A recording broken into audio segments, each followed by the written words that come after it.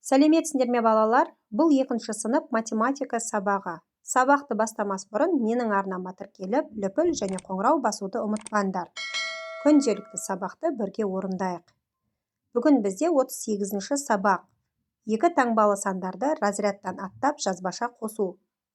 Бүгінгі сабақта сен 2 таңбалы сандарды разрядтан аттап баған түрінде қосуды үйренесің. Нөмірі 1-ші есеп. А нұсқасы. Сандарды баған түрінде қосудың қалай орындалғанын түсіндір. Мұнда балалар бізде 45 қосу 19 деп тұр, баған түрінде ондықтар және бірліктер. Бірінші біз балалар қосылғыштардың бірліктерін қосамын. 5-ке 9-ды қосатын болсақ, балалар 14. Бірліктердің астына 4-ті жазамын, ал бір ондықты есіме сақтаймын. Яғни бір ондық қызылмен ондықтың төбесіне жазылып қойды, балалар. Екінші, қосылғыштардың ондықтарын қосамын, яғни 4-ке 1-ді қосамыз, 5 болады. 5-ке есте сақтаған бір ондықты қосамын. Сонда 5 қосу 1 тең 6. 6-ны ондықтардың астына жазамын. Жауапты оқимын. Қосындының мәні 64-ке тең. А нұсқасын жазып ала қойыңдар, дәптерлеріңе. Келесі А нұсқасы. 47 мен 33 сандарын баған түрінде қосуды өзің орындап көр. Баған түрінде жазайық, балалар. 47 қосу 33. Енді балалар бірінші бірліктерді қосамыз. 7-ге 3-ті қосатын болсақ, балалар 10. 10-ның 0-ін жаздық. 1-ін есте сақтаймыз, Мені қызылмен көрсетіп қойдым, балалар. Яғни ондықтың төбесіне қызылмен жазып қойдық, балалар. Енді ондықтарын қосамыз. 4-ке 3-ті қосамыз. Бізде 7. Және сол 7-ге тағы да 1-ді қосамыз, есте сақтаған. Сонда 8 болады екен. Біз 8-ді ондықтардың астына жаздық. Жауабы, балалар, 80 екен, Нөмірі 2-ші есеп. Мысалдарды баған түрінде жазып шығар. 25-ті 37-ге қосамыз. Баған түрінде жазып алайық. Бірінші біз бірліктерін қосамыз. 5-ке 7-ні қосатын болсақ, балалар, 12. 12-ның 2-сін жаздық, 1-ін есімізде сақтаймыз. Келесі ондықтарын қосамыз. 2-ге 3-ті қосатын болсақ, бізде 5, және сол 5-ке ойдағы 1-ді қосатын болсақ, 6. Енді жауабын оқимыз, 62. Келесі 38-ді 42-ке қосамыз. Баған түрінде жазып аламыз, балалар. Бірінші бірліктерін қосамыз. 8-ге 2-ні қосатын болсақ, балалар, 10. 10-ның 0-ін жазамыз, 1-ін есте сақтаймыз. Келесі ондықтарын қосамыз. 3-ке 4-ті қосамыз, 7. Есте сақтаған бірімізді қосамыз. 7-ге 1-ді қосатын болсақ, 8. Ондықтардың астына жазамыз. Жауабын оқимыз, қосындының мәні 80-ге тең. Келесі 36 минутты қосамыз 18 минутқа. Баған түрінде жазып аламыз. Минутты минуттың астына жазып қоямыз, балалар. Келесі бірліктерін қосамыз. 6-ға 8-ді қосамыз, балалар, 14. 14-тің 4-ін жаздық, 1-ін есімізде сақтадық. Мен енді қызылмен жазып қойдым, балалар, ондықтың үстіне. Бірінші біз ондықтарды қосамыз. 3-ке 1-ді қосамыз, балалар. 4. Ойдағы 1-ді қосамыз. 4-ке 1-ді қосатын болсақ, 5. Ондықтардың астына 5-ті жазамыз, сонда 54 минут екен. Нөмірі 3-ші есеп. Сөйлемді оқы. Сұрақ қойып, оны есепке айналдыр. Есеп шығар. Біздің сыныпта 15 қыз және 16 ұл бар. Балалар, есептің қысқаша шартын жазып алайық, балалар. Қыз 15, ұл 16. Бізге барлығын табуымыз керек. Шешуінде біз 15-ті 16-ға қосады екенбіз, балалар, Баған түрінде шығарайық. Бірінші бірліктерді қосамыз. 5-ке 6-ны қосамыз, 11. 1-ін жаздық, 1-ін есімізге сақтадық. Келесі ондықтарын қосамыз. 1-ге 1-ді қоссақ, 2. Есімізге сақтаған 1-ді қосамыз. 2-ге 1-ді қосатын болсақ, 3. Қосындының мәні 31 екен. Жауабы барлығы 31 оқушы. Нөмірі 4-ші есеп. Сандарды баған түрінде қосудың қалай орындалғанын түсіндір. Мұнда балалар 65 қосу 35 деп тұр, баған түрінде. Яғни 100-дік, 10-дық бірлік тұр екен. 100-дік 3-ші разрядтың бірлігі екен. Енді балалар, бірінші біз қосылғыштардың бірліктерін қосамын. Яғни 5-ке 5-ті қосамын, 10. Оның 0-ді бірліктердің астына жазамын, ал 1-ді ондықты есіме сақтаймын. Келесі, екінші қосылғыштардың орындықтарын қосамын. Яғни 6-ға 3-ті қосамыз. 9. 9-ға есте сақтаған бір ондықты қосамын. Сонда 9-ды 1-ге қосатын болсақ, 10.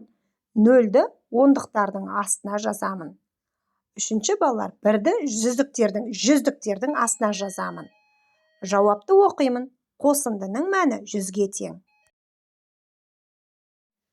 Нөмірі 5-ші есеп. Мысалдарды баған түрінде жазып шығар. 75-ке 25-ті қосамыз балалар баған түрінде. Бірінші бірліктерін қосамыз. 5-ке 5-ті қосатын болсақ 10. 10-ның 0-ін жазамыз, ал 1-ін есте сақтаймыз. Келесі ондықтарды қосамыз. 7-ге 2-ні қосатын болсақ 9, яғни ондықтарын қосып жатырмыз. Сол 9-ға есте сақтаған 1-ді қосатын болсақ 10. 10-ның 0-ін ондықтардың астына жазамыз, 1-ді жүздіктерге жазады екенбіз. Сонда қосындының мәні 100-ге тең екен. Келесі 37 қосу 63. Бірліктерін қосамыз. 7-ге 3-ті қосамыз 10, 0-ін жаздық, 1-ін есімізге сақтадық. 3-ке 6-ны қосамыз 9. Енді ондықтарын қосып жатырмыз, е? Енді сол 9-ға есте сақтаған 1-ді қосатын болсақ 10. 10-ның 0-ін ондықтардың астына жазамыз, ал 1-ді жүздіктердің астына жазамыз. Қосындының мәні 100-ге тең. Келесі 51 қосу 49. Яғни 51 литр қосу 49 литр. Литрді литрдің астына жазамыз, балалар. 1-ді бірліктерді қосамыз. 1-ге 9-ды қосатын болсақ 10. 10-ның 0-ін бірліктердің астына жаздық, 1-ін есімізде сақтадық. Енді ондықтарын қосамыз. 5-ке 4-ті қосатын болсақ 9, және сол 9-ға есте сақтаған 1-ін қосатын болсақ 10. 10-ның 0-ін ондықтардың астына жаздық, ал 1-ді жүздіктің астына жазамыз. Сонда қосындының мәні 100-ге тең екен.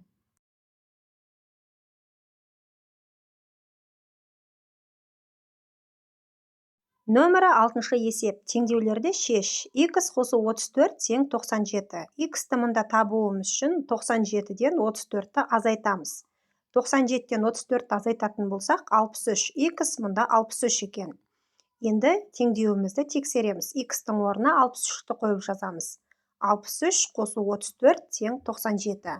Есебіміз дұрыс, е, балалар? 97 тең 97. Келесі X азайту 25 тең 66. Бірінші сан, яғни белгісіз азайту болып тұр. Бұндай жағдайда балалар біз қосумен тексереміз. 66-ны 25-ке қосамыз X-ті табуымыз үшін. 66-ны 25-ке қоссақ 91 екен. X-іміз мұнда 91-ге тең. Енді есебімізді тексереміз. X-тің орнына 91, азайту 25 тең 66. Есебіміз дұрыс, 66 тең 66. Нөмірі 7-ші есеп. Өрнектер құр және олардың мәнін тап. А нұсқасы бойынша 27 мен 63-тің қосындысына 8-ді қосу. Бірінші біз мұнда жақшан үшін орындаймыз. 27 қосу 63 баған түрінде жазып алайық, балалар. Бірінші біз бірліктерін қосамыз. 7-ге 3-ті қосатын болсақ 10. 10-ның 0-ін жазамыз бірліктердің астына, 1-ін есте сақтайды екенбіз. Енді ондықтарын қосамыз. 2-ге 6-ны қосатын болсақ 8. Есте сақтаған 1-імізді қосатын болсақ, 8-ге 1-ді қосатын болсақ 9. 9-ды ондықтардың астына жазамыз, яғни 90. 90-ға біз 8-ді қосатын болсақ, 98 екен. Келесі А нұсқасы бойынша 24-ке 38 бен Б-ның қосындысын қосу. Мұндағы Б 19-ға тең. Енді балалар 24 қосу деп аламыз. Жақшаның ішіне 38 бен Б деп тұр, е? 38 бен Б-ның қосындысы. Мұндағы Б бізде 19-ға тең. Б-ның орнына 19 жазамыз. Біз бірінші жақшан үшін орындаймыз. 38-ге 19-ды қосамыз. Бірінші біз бірліктерін қосамыз. 8-ге 9-ды қосатын болсақ 17. 17-нің 7-сін жазамыз бірліктердің астына. 1-ін есте сақтаймыз. Енді ондықтарын қосамыз. 3-ке 1-ді қосатын болсақ 4. Есте сақтаған 1-імізді қосатын болсақ 4-ке 5 болады. 5-ті біз ондықтардың астына жазамыз. Сонда балалар 57 екен. Қосындының мәні 57. Енді балалар сол 24-ке 57-ні қосамыз. Бірінші біз бірліктерін қосып аламыз. 4-ке 7-ні қосамыз. Балалар бізде 11. 11-дің 1-ін жазамыз бірліктердің астына, 1-ін есте сақтаймыз. Келесі ондықтарын қосамыз. 2-ге 5-ті қосамыз 7. Есте сақтаған 1-ді сол 7-ге қосамыз. 8-ді ондықтардың астына жазамыз. Қосындының мәні 81-ге тең екен. Нөмірі 8-ші есеп. Мысалдарды баған түрінде жазып шығар. 23 қосу 47, яғни біз бірінші бірліктерін қосамыз. 3-ке 7-ні қосатын болсақ 10, 10-ның 0-ін жазамыз бірліктердің астына, 1-ін есте сақтайды екенбіз. Ондықтарын қосамыз. 2-ге 4-ті қосатын болсақ 6, 6-ға есте сақтаған 1-ді қосатын болсақ 7. 7-ні ондықтардың астына жазамыз, сонда қосындының мәні 70-ге тең екен. Келесі 44 қосу 37, бірліктерін қосамыз. 7-ге 4-ті қосамыз 11, 1-ін жазып, 1-ін есте сақтаймыз балалар. Енді ондықтарын қосамыз. 4-ге 3-ті қосатын болсақ 7, 7-ге есте сақтаған 1-імізді қосатын болсақ 8 болады. Қосындының мәні 81-ге тең екен. Келесі 35 қосу 49. 9-ға 5-ті қосамыз, 14, 4-ін жазамыз бірліктердің астына, 1-ін есте сақтаймыз. 3-ке 4-ті қосамыз 7, 7-ге есте сақтаған 1-імізді қосатын болсақ 8. Қосындының мәні 84-ге тең. 68-ге 32-ні қосамыз, 8-ге 2-ні қосатын болсақ 10, 0-ін жазамыз, 1-ін есте сақтаймыз. 6-ға 3-ті қосатын болсақ 9, ол есте сақтаған 1-імізді қосатын болсақ 10, 10-ның 0-ін ондықтардың астына жазамыз, 1-ін жүздіктердің астына жазамыз. Қосындының мәні 100-ге тең. 24 килограмм қосамыз 76 килограмм. Килограммды килограммның астына жазамыз балалар. 4-ке 6-ны қосатын болсақ 10, 10-ның 0-ін бірліктердің астына жазамыз, 1-ін есте сақтаймыз. Ондықтарын қосамыз. 2-ге 7-ні қосатын болсақ 9, есте сақтаған 1-імізді қосатын болсақ 10, 10-ның 0-ін ондықтардың астына жазамыз, 1-ін жүздіктердің астына жазамыз. Сонда қосындының мәні 100 килограмм. 65 қосу 24. 5-ке 4, яғни сантиметр, 65 сантиметр қосу 24 сантиметр. Сантиметрлердің астына сантиметр деп жазып аламыз. 4-ке 5-ті қосатын болсақ 9, 6-ға 2-ні қосатын болсақ 8. Қосындының мәні 89-ға тең. Яғни біз бірінші бірліктерін қосады екенбіз, одан кейін ондықтарды қосады екенбіз. Осымен балалар, бүгінгі сабағымыз аяқталды. Келесі сабақта кездескенше.